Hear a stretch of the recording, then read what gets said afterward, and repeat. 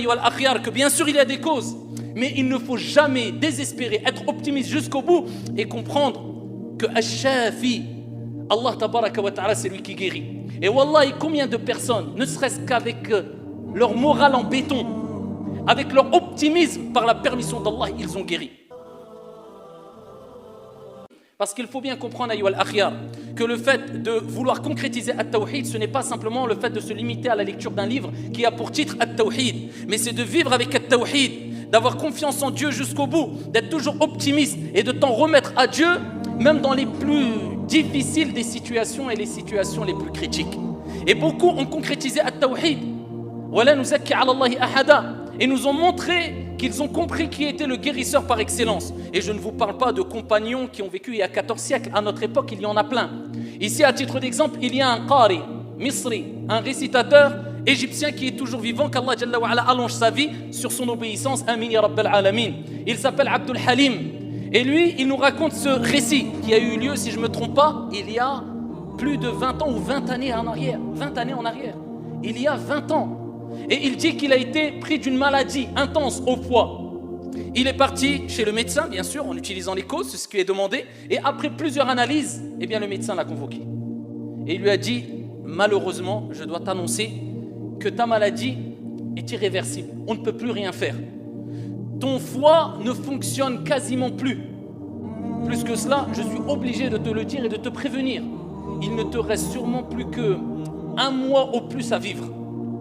Alors le qari, le récitateur qui est toujours vivant, et ce récit est cité par lui-même il y a 20 ans en arrière, eh bien quand il est sorti de chez le médecin, bien sûr quelque part, pris d'émotion, pris de peur, c'est humain, nous sommes des êtres humains, mais avec une confiance sûre et complète en Allah subhanahu wa ta'ala, il s'est rendu chez son père et lui a dit, j'ai été éprouvé et tu vas t'être éprouvé, je dois te raconter ce qui s'est passé. Le père lui a dit vas-y, et il lui a raconté ce qui lui est arrivé, et le père a dit alhamdulillah. At-tawakkul, as-sabr, al-thabat. C'est au moment où on apprend le malheur. C'est pas 5 heures après, c'est pas 2 jours après, c'est pas 1 an après. Il dit, la louange est Allah, il s'en est remis à son Seigneur tabaraka wa ta'ala. Et là le père lui a dit, eh bien toi tu es meilleur que beaucoup d'autres. Parce que d'autres personnes sortent le matin et ne reviennent pas le soir chez eux. Ils sont morts, tu as un accident ou autre, ils ne s'y attendaient pas. Contrairement à toi, Dieu t'a laissé 1 mois devant toi. C'est comme s'il te prévenait. Tu as 1 mois pour te rapprocher de ton Seigneur. Et là, son père a rappelé c'est quoi? L'amour d'Allah subhanahu wa ta'ala. Et le fait de se préparer pour l'au-delà. Il lui dit, oh mon fils, montre-moi maintenant à travers tes actions ce que tu vas préparer pour ton au-delà. Et il lui remonte le moral. L'optimisme. Toujours remonter le moral. Et il s'en est remis à Dieu. Et il a multiplié les invocations, la récitation du Coran et Qiyamul Layl, et il est tombé malade, ou il a reçu du moins cette annonce pendant le mois du Ramadan, alors qu'il présidait la prière pour Salat al-Tarawih.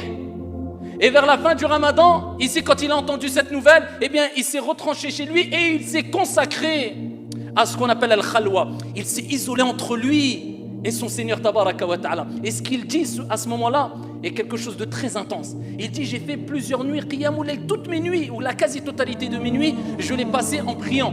Mais regardez ce qu'il dit, ce qui est très important. Il dit, je me souviens d'une dua, et je pense que c'est la cause de ma guérison. Il dit, lors du dernier tiers de la nuit, il n'a pas dit, j'ai invoqué Allah simplement. Il a dit, j'ai parlé à Allah. Et ça, c'est toute la différence. Il y a une différence entre invoquer Allah de façon mécanique et parler à Allah avec ton cœur. Et il dit, j'ai parlé à Allah et je lui ai dit, Ya Allah, tu sais que quand il y avait des malades, eh bien je me rendais chez eux et je récitais le Coran sur eux et par ta permission, ils guérissaient. Maintenant, aujourd'hui, qui peut me guérir à part toi? Je m'en remets à toi alors que toutes les portes autour de moi sont fermées. Ya Allah, guéris-moi. Et il dit une parole très forte, j'ai parlé à Dieu. Et voilà pourquoi il est important de comprendre que l'invocation qui sera la plus efficace, ce n'est pas quand tu répètes des invocations de façon mécanique, bien qu'ils relèvent de la sunna, mais c'est quand tu parles avec ton cœur, tu discutes avec Allah, tabaraka wa ta'ala. Tu te vides, tu racontes à Allah ton problème avec sincérité, comme si tu te confiais à une personne que tu aimes énormément. Que dire du fait de se confier à Allah Azza wa Jal? Et il dit, 1 mois après, alors qu'on était rentré dans Shawwal, eh bien, je commençais à sentir mon état aller de mieux en mieux.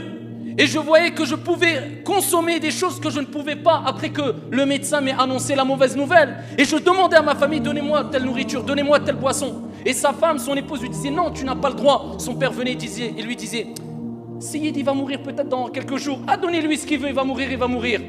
Et ici, il lui a apporté la nourriture. 1 mois, 2 mois, 3 mois est passé, toujours vivant. Et ici, ils lui ont proposé d'aller faire des analyses. Et peut-être, trouver une solution dans un autre pays. Et ils ont proposé ici de l'envoyer peut-être en France ou d'autres aux États-Unis. Et il y avait un grand hôpital aussi en Égypte. Plus tard, il s'est rendu en Égypte. Plusieurs mois après avoir fait les analyses, eh bien, le médecin convoque le patient et dit il est où le malade? Il dit c'est moi. Il dit non, toi t'es pas malade. Où est le malade? Il dit c'est moi qui est malade. Il dit écoute bien, on a fait toutes les analyses. Et ton foie, eh bien, a l'aspect d'un foie tout neuf, d'une personne qui a que quelques semaines. Ton foie, il n'a aucun problème. C'est pas toi qui es malade. Où est le malade?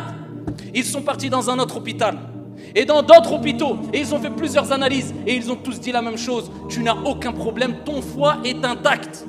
20 ans après le ramadan dernier, de l'année dernière, il était encore dans une mosquée en train de présider la prière pour Salat al-Tarawih. Ce qui nous rappelle, ayyuha al-akhyar, que bien sûr il y a des causes, mais il ne faut jamais désespérer, être optimiste jusqu'au bout et comprendre que Ash-Shafi, Allah tabaraka wa ta'ala, c'est lui qui guérit. Et wallahi, combien de personnes, ne serait-ce qu'avec leur morale en béton, avec leur optimisme par la permission d'Allah, ils ont guéri. وإن يمسسك الله بضر فلا كاشف له إلا هو وإن يمسسك بخير فهو على كل شيء قدير وهو القاهر فوق عباده وهو الحكيم الخبير.